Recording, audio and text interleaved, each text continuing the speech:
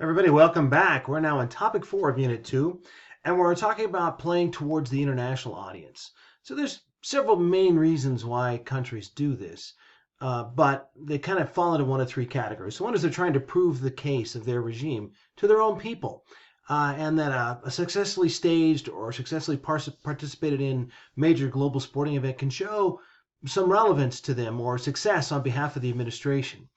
That may sound odd to you right now, but we'll see cases certainly in Unit 3 where this is how it played out. The second would be to prove their competency or the relevance of their regime or their economy or basically their stature in the world to other countries. And the third would be just to remind people that they exist, that even if you aren't in a position where you can compete for medals or try to win, you can be in the competition to remind people that you are there. And sometimes these three overlap. They're not exclusive. You can do all three at the same time if you want to, but here we are taking our idea and seeing how we play it forward, so to speak. So let's move on here and start by talking about the footballs. And we're calling it the footballs because in global sport, so it certainly helps that your sport spreads around the world. And so in the next little slide, we'll talk about the importance of empires or sort of a global presence to spread your sport. But when it comes to one of the origin sports of football, it actually bifurcates quite rapidly. And so even though you have two of these five here, and there are more footballs than this, there's two of these five here that spread widely, and that would be the one on the left, the book about the rules of association football, and the one in the middle here of rugby union football. So you'll see that it's called rugby union football. It is a football. It comes from the same origin point that others generate or adapted their own version of football. So they come out of the same stem and then get adapted. So you end up with the American football. Here, that image of the NFL in the top center. You come up with a Gaelic football that's in the bottom center here that's played in Ireland pretty much exclusively. And then Australian rules football, that's this wild shot over here on the right. There used to be an old TV channel called Fox Sports World that would play this late at night, and you could be a little tired or a little inebriated and watch that and just be blown away by the crazy violence of the game. But the point is that not all of the sports spread equally and then don't get respread. So once these peculiar variants develop in Australia, in the United States, in Ireland, and also in Canada, the Canadian Football League is a variant of the U.S. football, but it has some odd rules of its own. They don't spread past that. They're really pretty much locked there. Association football is where you get the word soccer. Soccer is a word that's coined from the SOC in the word association. It's coined by the British. It doesn't take off in Britain. They don't use soccer to describe this variant, whereas we do. So we've adopted the word soccer to describe this variant of football. So these are the various footballs. So football itself spreads, but it spreads and bifurcates quite a bit. So what you need though to replicate is to replicate it. So if you're going to do this internationalization of sports and sports space, if you're going to try and utilize sport for other ends, if you're going to try and take advantage of lots of people in a country being motivated to act, right, to have that passion, to have a political decision, to spend their money differently, etc., the way sports space works, you need the sport to be replicated. So in a sense then, empires mattered because that was a major way for a sport to spread. So you don't have good internationalization of sports space through American football. That doesn't mean there isn't American football anywhere else. We saw that example earlier in this unit. Certainly the National Football League is often trying to stage, or does stage, games in places like Tokyo, Mexico City, and London, sometimes Berlin. And these games are very well attended, and there's a lot of excitement. But it's sort of like when the English soccer teams like Manchester United and Chelsea or other teams come to the United States. They're great events, but they don't generate some sort of lasting sports space context. But they're really fun as events. So where do you get the first real global sport? It spreads through the early British Empire. So a lot of these are going to rely on the British to spread, but there's different kinds of British imperial activity at different times in their imperial heritage. So British Empire, the early British Empire that included not just trade or primary focus on having colonies to be trading bases, but places for settlers from Britain to come. Those people in those early groups, they brought cricket. And cricket spreads where those settlers spread. So even though you've got a map here in the bottom center of places where the game spreads most broadly through a region, so that would be South Asia. We haven't said a lot about the countries in South Asia yet because we haven't covered their main sports, which would be cricket and field hockey. But certainly cricket here. The reason it's hard it spreads through that settler empire is because traditionally played, the way the cricket's traditionally played, and when they have test matches, they last anywhere from 3 to 5 days. So they're designed to be kind of celebratory moments where communities come together, where lots of ritual and formality is followed, and there's breaks for tea, and you do formal sorts of activities. More so than things you pick up on the beach. Now, that doesn't mean that there's not a pickup version of cricket that develops. Certainly, that's the way locals start to adapt the game and the game spreads. But you will then track the successful teams in cricket, where cricket's in a sports space, with that settler empire, with the notable exceptions of the United States and Canada. Pretty much everywhere else has it. So if you're in the places where they settled in the Pacific, like Australia and New Zealand, there's cricket. If you're in the Western Caribbean, Eastern Caribbean, where there were a lot of plantations that developed, that sort of settler mentality, there's cricket. And a few places in Africa, which are older sorts of British settlements rather than newer ones, going back historically, there's cricket. So the International Cricket Council oversees this.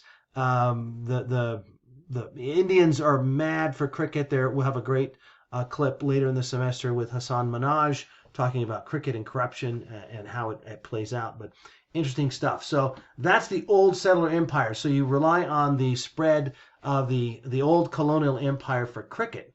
The footballs are a little bit different. They do come through the British primarily. It doesn't mean exclusively, but primarily, or through people who come to school in London and other places in England and then go back home.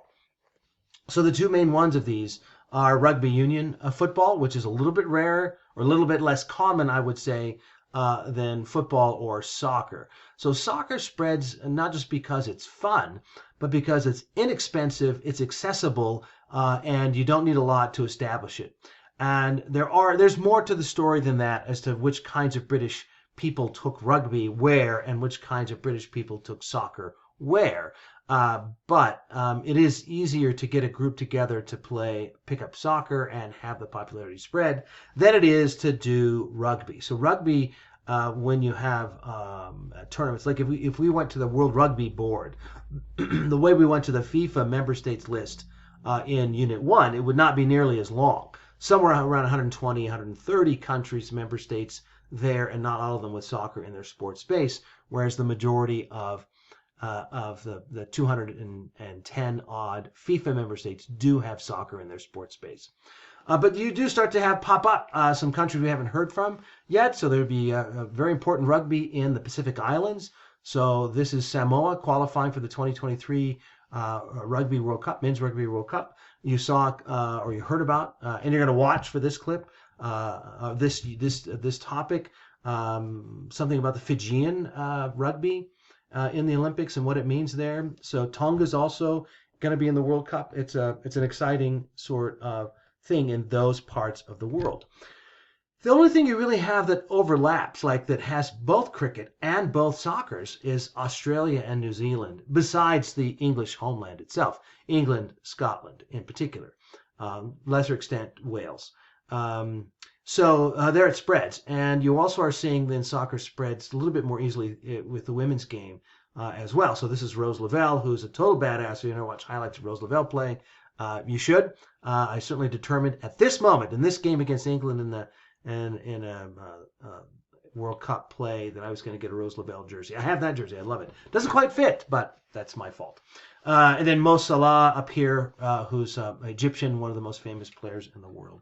So there's where you spread. So those are the main three of the four global sports. And so you say, okay, the Americans end up after the 1890s into the 1900s as a very powerful empire around the world. A little bit different in that it's not crafting colonies most places, but there is part of the American culture that spreads alongside the American expansion, and so that would be baseball. And so it really spreads where the American influence is strongest, and so that would be throughout the other part of the Caribbean, through Central America and Mexico, northern South America, not the rest of South America, but certainly Venezuela.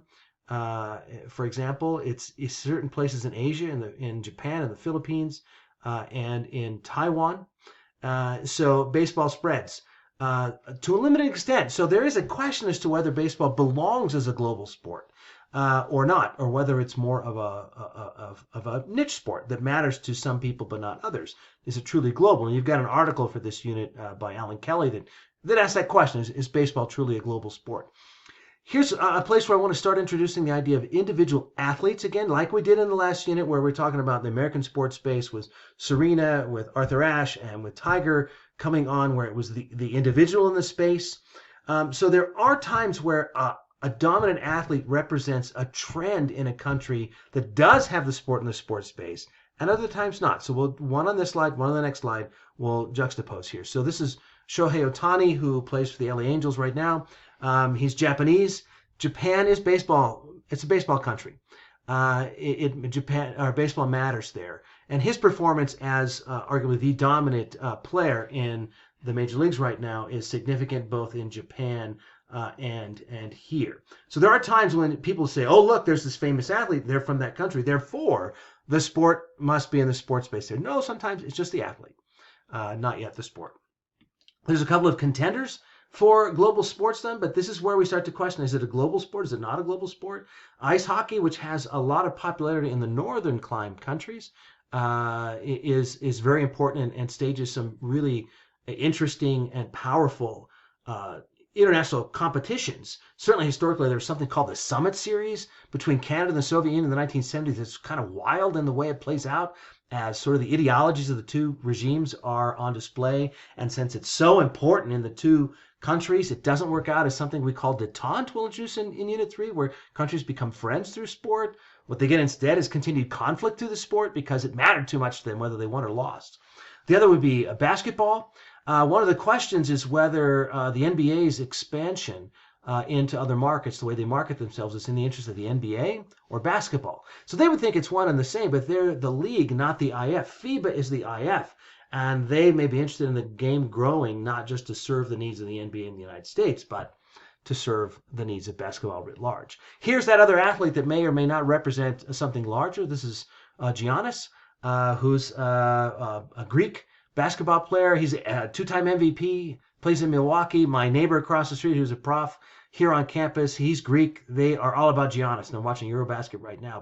But that's more of an individual athlete, not the sport. Greece still has soccer in its sports space. So that's a contender, but you certainly see matchups that matter internationally, especially in hockey in those northern climate countries. But the majority of the world doesn't play hockey, so you wouldn't see that. So then also here you have the Olympics unequally. So there are countries like the United States and Australia. I'm wearing my Australia jersey today. I should pop back on and say hello. There it is, the Australia jersey. We're talking about in the last first unit about how Australia prioritizes Olympic achievement. But the reality is that the majority of countries don't participate in the Winter Olympics. They don't have a winter sporting tradition. In fact, there's more than 120 countries have participated in 5 or fewer Winter Olympics, so far more than half. So you don't have the world represented. So a lot of countries just can't choose to politicize the Winter Olympics because they can't hope. They don't have a sport. Then also, most countries can't even aspire to win a medal. Look at this, 68 countries have never won a medal at all. Now that is up 6. It had been 74 in 2010, 68 now. This picture of Alessandra Pirelli of San Marino, that's the smallest country ever to win a medal. Some of you may have looked at her as part of her introductory activity. The United States has won nearly 3,000 medals, but more than 100 member states have not won more than 2 medals. So you can't prioritize it the same way. So what are we talking about here? Now we're just basically saying that get there to the last one. Okay, politicization requires repetition of the sport or repetition of the event. Otherwise, you're showing up, which can be important in and of itself.